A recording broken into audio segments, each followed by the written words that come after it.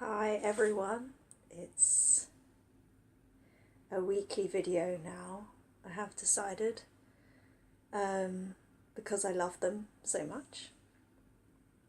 So let's start, as we always do, with some deep breaths.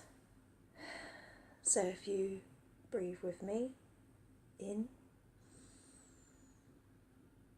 out,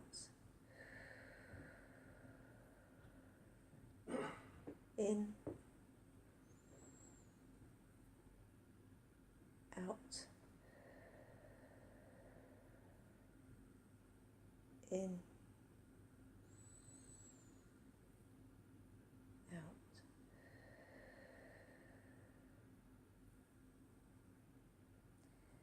So I'd like to take some time today to talk about the Intermediate Plateau. Excuse me. So the Intermediate Plateau is, I don't know if many students know about this term, this name, but we talk about it a lot as teachers. And the Intermediate Plateau, it's to do with your learning curve. So give you an example. So if we have a line graph here, and up this side we have learning, so this is how much you're learning, and at the bottom we have time, so this is how long you're learning for. And we often see this as teachers, where when people first start learning, because everything is new, your learning goes up very, very quickly. So you go from nothing to your name, the colours, days, numbers, like all of the useful basic things that you need to speak a language. And this is great, and it feels really good because you're learning just like quickly, everything. And then what often happens, not always, but often, students hit a plateau. So plateau is the word for when suddenly there is no going up anymore, there's no going down. There's just like, it feels like you're not learning anything anymore. And I have a lot of students who come to me and say, I don't know what is happening to my English because it stopped. That's it. It's like my brain is full. I can't go any more than this. And this is simply because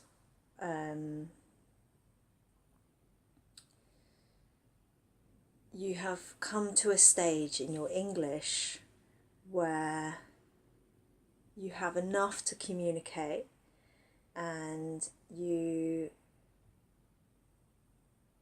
it's a great stage actually, because this is the stage you can talk with people now, you can have conversations.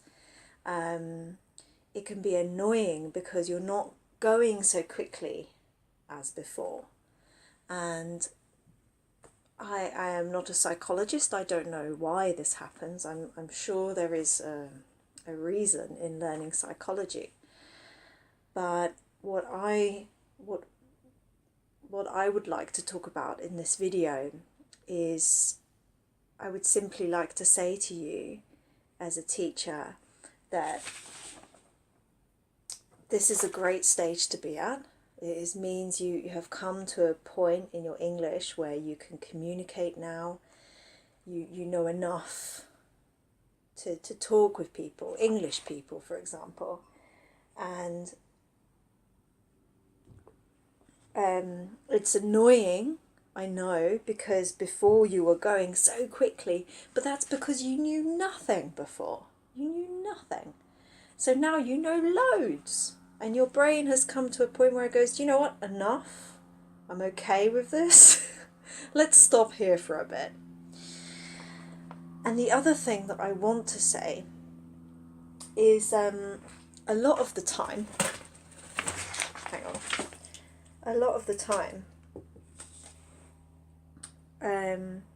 you think that like, oh, this is it. That's my brain has stopped. That's all I can do with my English. It's really annoying because I want to be higher, better, faster. And you think, oh, okay, this is it forever. And it can be a bit annoying, depressing, that kind of thing. But what normally has happened is that there is no plateau. So what has happened really is your learning is slower now. So like you're still going up. Can you see the different colour? So you're still going up, but it's just slower than before. So rather than going and just keep on going, it doesn't happen like that. It keeps going but slower. And the other thing to say, I use the same pen. The other thing to say is that learning is not like a straight line up, right?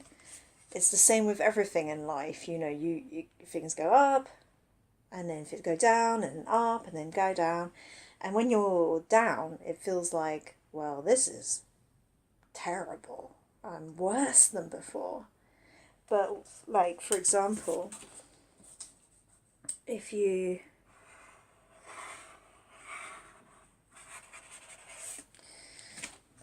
to give you another line, if for example you're here and it feels like, this is, I before I was here and now I'm there, and so my English must be worse than before, right?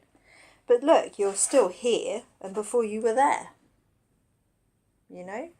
And it's the same here. Oh, my English is worse than before, but you're still higher than here. So the short version of this video is, if you feel like your English is stopping or slowing down or getting worse, the best thing that you can do is look back on your learning. So what can you do now that was difficult before?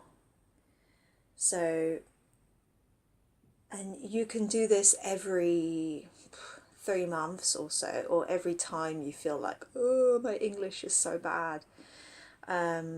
I love to write lists, as you know, these can-do lists. You know, write down what can you do already and share with people.